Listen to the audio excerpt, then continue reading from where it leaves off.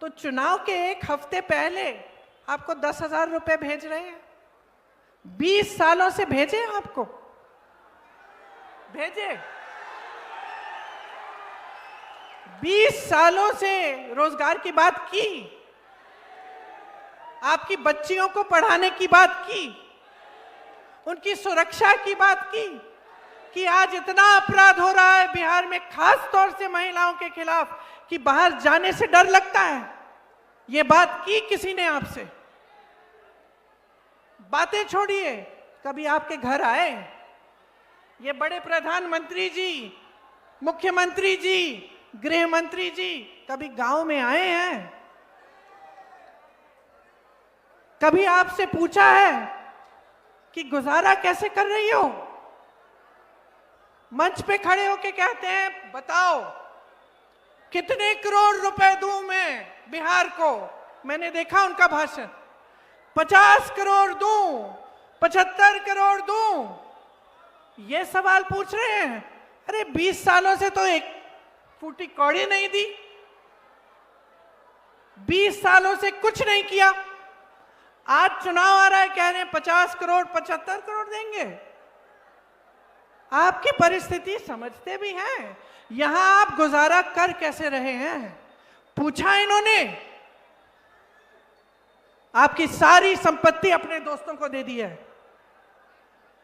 आप लोन लेते हो बच्चों को, जब बच्चों को की शादी कराने के लिए, बेटी की शादी होती है, बेटे की शादी होती है, लोन लेना पड़ता है। ब्याज देते देते उम्र बीत जाएगी आपकी। और ये बड़े बड़े उद्योगपति, बड़े बड़े सेठ लाखों करोड़ रुपए का ये लोन लेते हैं, इनके लोन माफ हो जाते हैं, आपके लोन माफ नहीं होते। और आपके लिए इतना भी आदर नहीं है, इतना भी सम्मान नहीं है कि आप बिहार की जनता हो। आप आज भी कन्याकुमारी से लेकर कश्मीर तक इस देश का निर्माण कर रहे हो। जहां जहां हम लोग जाते हैं, किसी से पूछते हैं, कहीं मजदूर को देखते हैं कोई काम कर रहा है खेती में, हम पूछते हैं कहां के हो भाई? बिहार का हूं। मैंने केरल में भी देखे हैं बिहार के मजदूर, मैंने कश्मीर में भी देखे हैं। पूछा है इतनी दूर आए हो भाई, कैसे गुजारा कर रहे हो?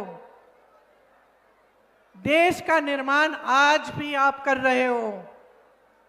और आपके लिए इतना सम्मान नहीं है कि 20 सालों के लिए सरकार चलाई है, आपसे पूछ तो लेते कि आप कैसे आगे बढ़ रहे हो, कैसे गुजारा कर रहे हो। इतना भी सम्मान नहीं है आपका भी और आपके मुख्यमंत्री का भी।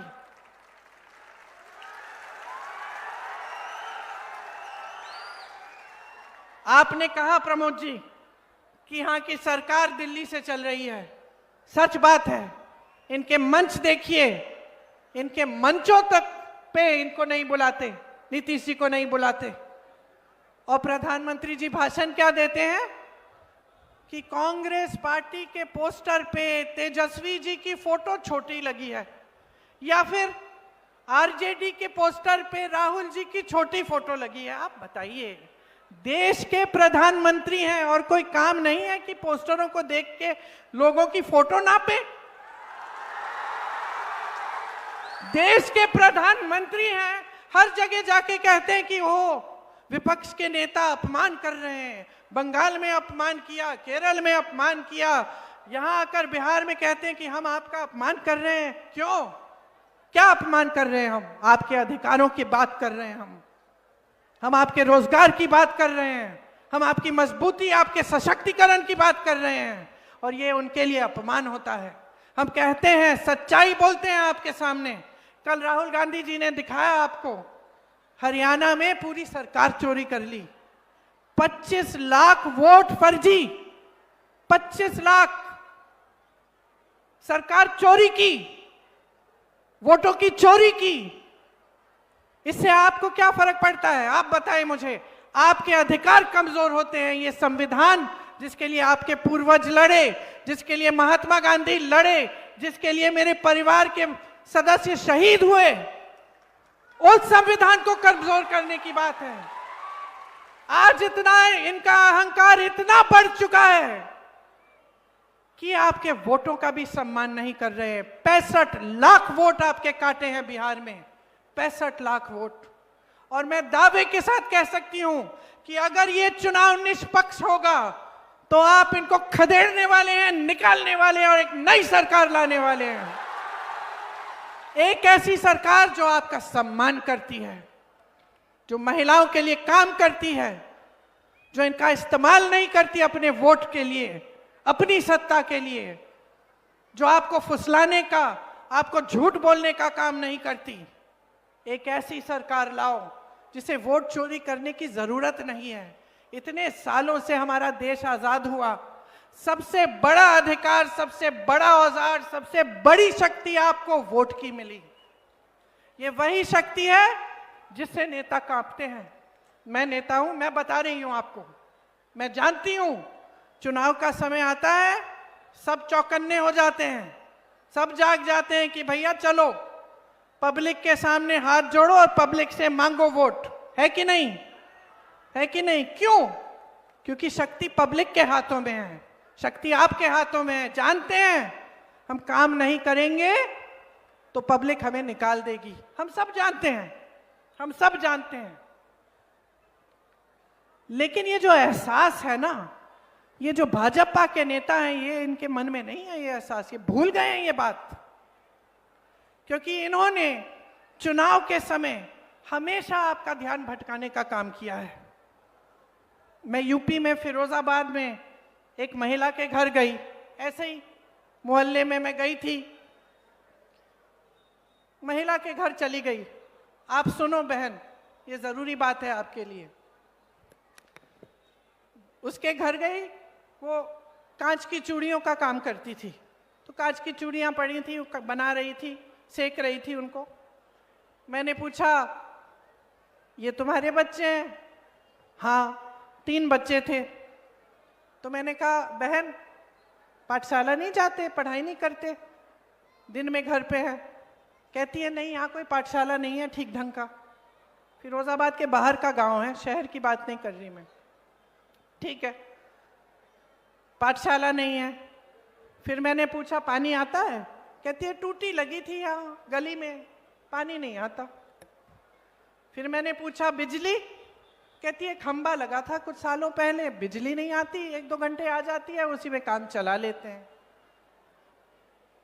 मैंने पूछा कि भाई विधायक को फिर से जिताओगी? कौन सी पार्टी का है? कहा भाजपा का है। मैंने कहा फिर से जिताओगी? कहती है फिर से जिताऊंगी। मैंने पूछा क्यों?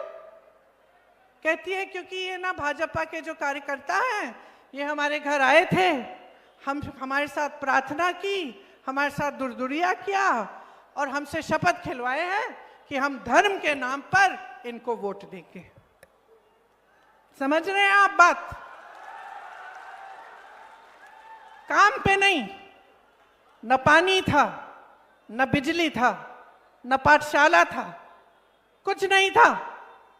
इतने सालों से उस विधायक ने कुछ किया ही नहीं था, लेकिन उसको यह एहसास था कि चुनाव के समय में जाऊंगा, धर्म की बात करूंगा, जज्बातों की बात करूंगा, मुझे वोट मिल जाएगा।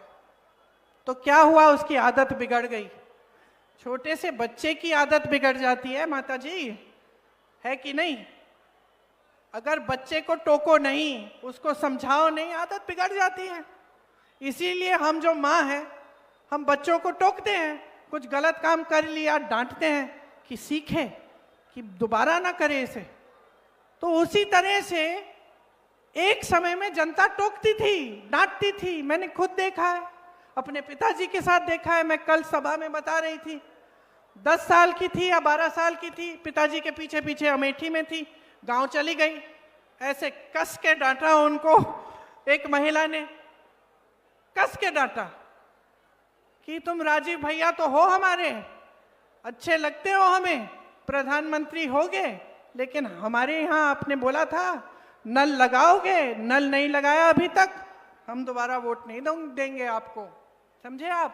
देश के प्रधानमंत्री थे, देश के प्रधानमंत्री थे, गांव में गए, गांव की महिला ने डांट दिया बेझिझक डरी नहीं वो, जैसे आजकल सबको डरना पड़ता है, अपने अधिकार मांगते हो डरना पड़ता है, पुलिस पीटेगी, प्रशासन बंद कर देगा। वो जमाना नहीं था। यहाँ की हमारे देश की जो राजनीति है उसकी नींव महात्मा गांधी जी ने डाली थी, उसमें जनता सर्वोपरि है। आज भाजपा का एक से एक नेता भूल चुका है। जो गांव में है वो लूट रहा है, धमका रहा है, प्रताड़ित कर रहा है। जो शहर में है वही काम कर रहा है, माफिया बने बैठा है। और जो दिल्ली में है वो सिर्फ अपनी आवाज सुनना चाहते हैं, सिर्फ अपना चेहरा चमकाना चाहते हैं। अपने बड़े बड़े उद्योगपति मित्रों के साथ उनकी शादियों में जाएंगे, उनके साथ खड़े रहेंगे, कभी आपके गांव ना आएंगे, कभी आपकी परिस्थिति, आपके हालात पूछेंगे, कभी नहीं। और आदत आपने बिगाड़ी है। आज आपके सामने पूरी सच्चाई है। चुनाव चोरी कर रहे हैं, आपके वोट रद्द कर रहे हैं, खत्म कर रहे हैं। आप चुप बैठे हो? आप चुप बैठोगे? पूछना चाहती हूं मैं आपसे, बताओ, चुप बैठोगे? अपनी शक्ति दिखाओ। आपके सामने तो बड़े बड़े नेता झुके हैं, जवाहरलाल नेहरू, इंदिरा गांधी, राजीव गांधी, तमाम नेता, अटल बिहारी वाजपेयी, इनके भी नेता आपके सामने झुकते थे। और आज ऐसे नेता जिनका इतना अहंकार हो गया है कि आपके लिए 20 सालों से कुछ नहीं किया, आपके सामने आके कहते हैं आपको 10,000 रुपए भेज देंगे, वोट दे देना। आपके सामने आकर चुनाव के समय कहते हैं कि हम 50 करोड़ रुपए, 75 करोड़ रुपए आपको पकड़ा देंगे। बोल दीजिए इनको नहीं चाहिए, इनका घूस बोल दीजिए। और बहने 10,000 लेने तो ले लो, रख लो, उसका कुछ अच्छा कर लो अपने परिवार के लिए, लेकिन ये समझ लो कि वोट इस धरती के लिए, ये हमारी माता है, इस देश के लिए, अपने बच्चों के भविष्य के लिए, अपने लिए, अपने परिवारों के लिए डलना चाहिए। जो विकास करेगा, जो काम करेगा, जो आपको सम्मान देगा, जो आपकी परिस्थितियों को समझेगा, उसको दो अपना वोट।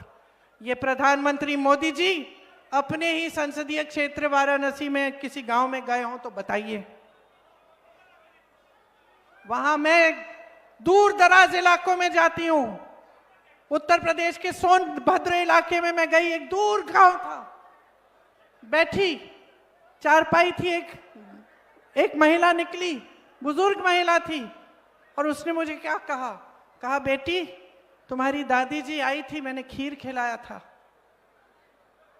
इंदिरा जी उस समय इतनी दूर गई थी, गांव के अंदर गई थी, खीर खाई थी किसी के घर में। कभी मोदी जी का सुना है? अमित शाह जी का सुना है? एक फोटो देखी मैंने, किसी के घर खाना खा रहे थे, मैं देख रही थी, थालियां बड़ी चमक रही हैं। अपनी थाली लाके अपना खाना लाके बैठ के खा रहे हैं। क्यों? आपके घरों से नहीं खाएंगे? क्यों? ये है नेता, इनकी असलियत ये है इनकी असलियत कि कुछ काम न करते हुए इतना अहंकार इनका बढ़ गया है कि ये सोचते हैं कि पूरी दुनिया, पूरी देश की जो पब्लिक है उसको बेवकूफ बना के वोट चोरी कर करके ये बार बार सत्ता में आएंगे। और इनको सिर्फ एक चीज दिखती है, अपनी सत्ता, और कुछ नहीं दिखता। आपकी भलाई नहीं दिखती, आपका संघर्ष नहीं दिखता, आप खून पसीना बहा रहे हो खेतों में, ये नहीं दिखता। मेरी बहनें कितना संघर्ष कर रही हैं, ये नहीं दिखता। सिर्फ अपना ही चेहरा दिखता है, अच्छी तरह चमकना चाहिए, टीवी पे छाना चाहिए, बड़े बड़े पोस्टरों पे आना चाहिए, और सबको ये बताएं कि हम कितने महान हैं, हमने इस देश को महान बनाया। बस यही। तो देखिए, आपकी जो असलियत है ना, आपको जरूरत नहीं है कि कोई बड़े शहर से कोई नेता आए, चाहे वो कांग्रेस की मेरे जैसे हो, कि आपको बताए कि देखो ये तुम्हारी परिस्थिति है। मेरे से अच्छा आप जानते हो, बहनों आप जानते हो, भाइयों आप जानते हो किस तरह से जब आप सुबह उठते हो तो घबराहट होती है कि क्या पता आज कमा पाएंगे कि नहीं, बच्चे की फीस भर पाएंगे कि नहीं। किसी का इलाज कराना है, कर पाएंगे कि नहीं, ये आप जानते हो, ये आप जानते हो। तो मैं आपसे कहना चाहती हूं कि अपना ध्यान मत भटकाओ। हमारी पुरानी परंपरा रही है हिंदू धर्म की। आपको याद है अर्जुन की कहानी? याद है महाभारत में किस तरह से जब अर्जुन ने वो तीर मारी तो उसको और कुछ नहीं दिखा, उनको सिर्फ मछली की आंख दिखी और कुछ नहीं दिखा, इधर उधर उनका ध्यान नहीं गया। आपकी मछली की आंख जो है ना, वो आपका भविष्य है, आपका विकास है। उसी को देखो, उसी को देखो, ध्यान मत भटकाओ। ये सब बातें जो करते हैं फिजूल की, कि हम ये दे रहे हैं, वो दे रहे हैं, ऐसा कर रहे हैं, वैसा कर रहे हैं, ये फिजूल की बातें हैं। क्या किया है उसको देखो, असलियत को पहचानो, सच्चाई को पहचानो और उस सच्चाई पर अपने वोट को आधारित करो। ये वोट जो है एक बहुत बड़ी जिम्मेदारी है। आज आधी बिहार की जनता वोट डालने गई है। मैं जानती हूं कि महागठबंधन को ही देंगे। मैं इसलिए जानती हूं क्योंकि आज देखिए यहां की जो जनता है ना, सबसे ज्यादा विवेक आप में है, सबसे ज्यादा राजनीतिक समझ मैं कहूंगी यूपी की जनता और बिहार की जनता में है। आज आप समझ गए हो, आपने सच्चाई देख ली है, आपने परख लिया है, मौका भी दिया, मौका दिया आपने। उस समय आपका विवेक था, उस समय आपने समझा ठीक है बदलाव लाते हैं, मौका देते हैं, देखते हैं ये लोग क्या करते हैं। अब देख लिया ना, 20 साल गुजर गए ना, 20 साल मतलब एक नौजवान की उम्र गुजर गई। 20 साल गुजर गए, वहीं के वहीं हो। तरक्की हुई है आपकी? हुई है तरक्की? कोई बताए भाई किसी की तरक्की हुई है? नहीं हुई है। तो अब समझ लो, आप देखो तेलंगाना में, कर्नाटका में कांग्रेस की सरकारें हैं, क्या कर रही हैं। अब मैं यहाँ पे मंच पे भाषण दे रही हूँ, मैं आपको बताने वाली हूँ अभी कि महागठबंधन आपके लिए क्या करना चाहता है। तो जब मैं बोल रही हूँ तो आपको आकलन करना चाहिए कि कहीं ये भी ऐसे ही बोल के ना चली जाएं। पता करते हैं, हम सोचते हैं, पता करते हैं कि भाई जहां जहां इनकी सरकारें हैं ऐसे काम हो रहे हैं कि नहीं, खुद पता करो। राजस्थान में कोई रिश्तेदार है, कोई जान पहचान का है तो पता करो। जब राजस्थान में कांग्रेस की सरकार थी तो 25 लाख रुपए का इलाज मुफ्त में था कि नहीं, पूछो। था। ऐसे लोग हैं जो उस समय हार्ट की जो बीमारी थी उसकी पूरी सर्जरी, कैंसर का पूरा इलाज, लिवर का पूरा इलाज किए, एक पैसा नहीं देना पड़ा। मैं मिली उन लोगों से, मुझसे बोला कई लोगों ने कि दीदी ये इतनी अच्छी स्कीम है, देश भर में होनी चाहिए, इससे इतनी सुविधा सहायता मिली है हमें। तो वही चीज बिहार में महागठबंधन करना चाहता है कि आपको 25 लाख तक मुफ्त इलाज मिले। जहां कांग्रेस की सरकारें हैं वहां सिलेंडर का दाम घटाया गया है। उसी तरह हम चाहते हैं कि जब हमारी यहां सरकार आएगी आपको 500 रुपए में गैस का सिलेंडर मिलेगा। अब आप कहोगी कि ये बात तो हमने पहले भी सुनी है, आप कहोगी कि पिछले चुनाव में भी भाजपा वाले भी कह रहे थे, कुछ नहीं हुआ। तो मैं कह रही हूं कि तेलंगाना में पता करो, कर्नाटका में पता करो, क्या सिलेंडर के दाम कम हुए कि नहीं हुए, क्या महिलाओं को हर महीने पैसे मिल रहे हैं कि नहीं मिल रहे हैं। 2500 रुपए प्रति माह हम गरीब महिलाओं को देना चाहते हैं, सीधे आपके खाते में, सीधे आपके खाते में। जो गरीब परिवार हैं उनके लिए 3 से 5 डेसिमल जमीन या एक मकान हम आपको देना चाहते हैं, और वो जो जमीन होगी वो भी जो महिला है परिवार में उसके नाम की जाएगी। विधवा पेंशन और वृद्धजन पेंशन 1500 रुपए करेंगे और हर साल उसको 200 रुपए बढ़ाएंगे। दिव्यांग पेंशन 3000 रुपए करेंगे। इसके साथ साथ नौजवानों सुन लो, आज सबसे बड़ी तुम्हारी परेशानी दो हैं, एक तो पेपर लीक वाली है और दूसरी रोजगार, है कि नहीं? पेपर लीक के लिए हम एक जॉब कैलेंडर लाएंगे। उस जॉब कैलेंडर में जिस दिन पेपर होगा, जिस दिन रिजल्ट निकलेगा, जिस दिन नियुक्तियां निकलेंगी, जिस दिन नियुक्तियां होंगी, वो सब पहले से तय होगा। इसका मतलब है कि पहले से तय होगा। अगर कोई उसको बदलने की कोशिश करे, उसमें फेरबदल करे या बेईमानी करने की कोशिश करे तो सख्त से सख्त कार्रवाई होगी।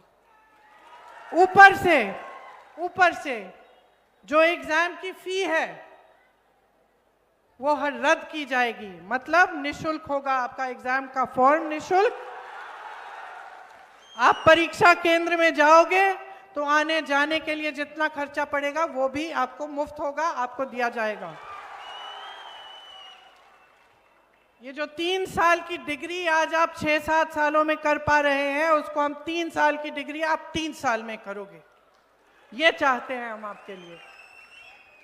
एजुकेशन सिटी और इंडस्ट्रियल क्लस्टर, मतलब बड़े बड़े जो विश्वविद्यालय हैं, कॉलेज हैं, उनको हम बड़ी एक जगह में इकट्ठे हम कई ऐसे हम सिटी बनाएंगे, एजुकेशन सिटी, जिसमें आपको सुविधा होगी। 2000 एकड़ सरकार इसी चीज के लिए अलग से रखेगी, ताकि 2000 एकड़ आपकी शिक्षा के लिए, आपके रोजगार के लिए, ताकि वहां उद्योग बने, वहां विश्वविद्यालय बने, कॉलेज लगे।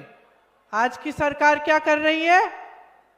सैकड़ों एकड़ अडानी जी को दे रही है 1 रुपए के दाम में, 1 रुपए के दाम में।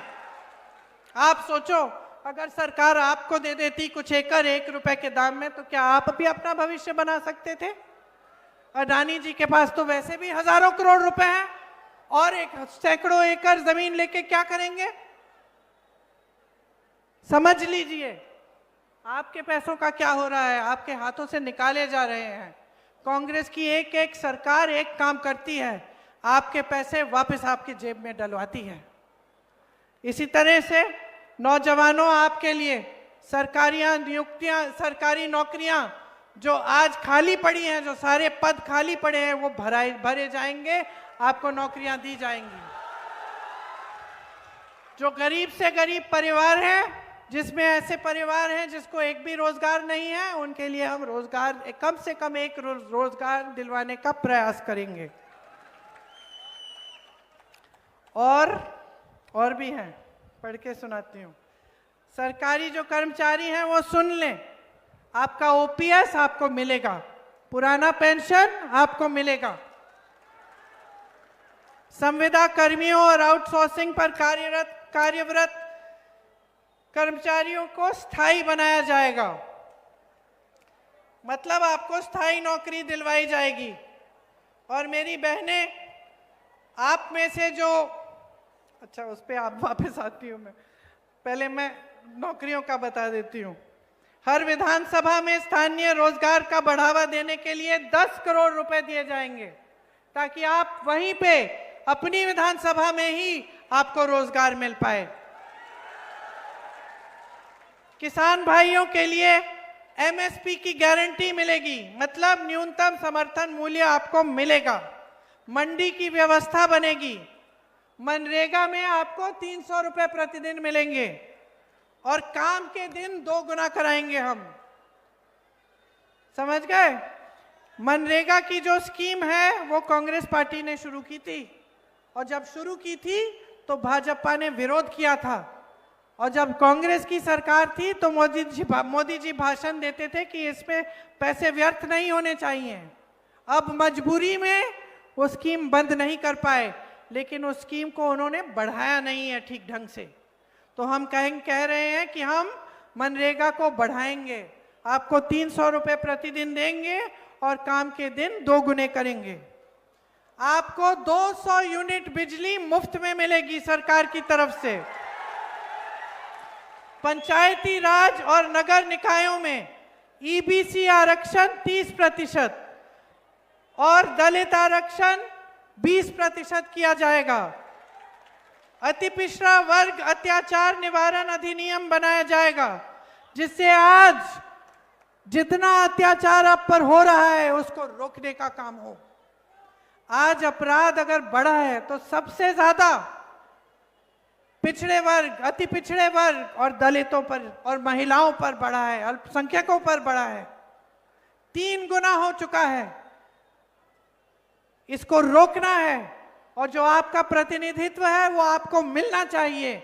मेरे भाई राहुल गांधी ने देश भर में यात्रा की, न्याय यात्रा कि आपको अपना प्रतिनिधित्व मिलना चाहिए। वो आपका संघर्ष है, आपका अधिकार है और उस संघर्ष में हम आपके साथ कंधे से कंधे लगाकर खड़े हैं। निजी शिक्षा संस्थानों में भी हम आपके लिए आरक्षण लागू करना चाहते हैं। महिलाओं के लिए और भी बहुत स्कीमें हैं हमारी, हम उनको पूरा करके आपके लिए एक नया भविष्य बनाना चाहते हैं। आपकी बच्चियों के लिए हर अनुमंडल में हम महिला कॉलेज लगवाना चाहते हैं, ताकि उनको शिक्षा वहीं पे प्रदान हो और उनको दूर दराज इलाकों में नहीं जाना पड़े शिक्षा के लिए, ताकि वो अपने पैरों पे खड़ी हो पाएं, पैरों पे खड़ी हो पाएं। तो हम आपके सब संघर्षों को समझ रहे हैं और हम आप ही के लिए लड़ रहे हैं। जो लड़ाई महात्मा गांधी जी ने लड़ी, वही लड़ाई हम आज लड़ रहे हैं, आपके अधिकारों की लड़ाई। देश आजाद हुआ, देश की तरक्की हुई, देश में विकास हुआ, लेकिन कुछ समय पहले एक ऐसी सरकार आपने चुनी जो देश की भलाई को भूल के सिर्फ नेताओं की भलाई, सिर्फ अपना स्वार्थ साधने लगे, सिर्फ अपनी सत्ता को देखने लगे।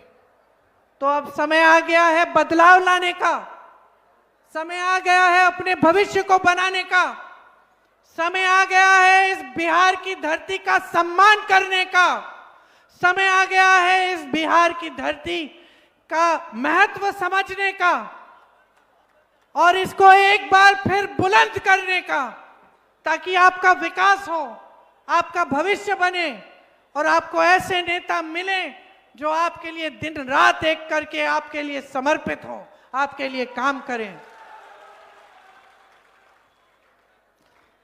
ये गप्पू राय जी आपके लिए दिन रात काम करेंगे। ये महागठबंधन के हमारे प्रत्याशी हैं, इनके हाथ मजबूत करिए, इनको भारी से भारी बहुमत से जिताइए, ताकि बिहार में एक अच्छी सरकार बने, एक सरकार जिससे आपको भी गर्व हो, जिससे आपको भी खुशी हो, जो आपका भविष्य बनाए। एक बार मेरे साथ जोर से कहिए, बिहार की धरती की जय, बिहार की धरती की जय, बिहार की धरती की जय।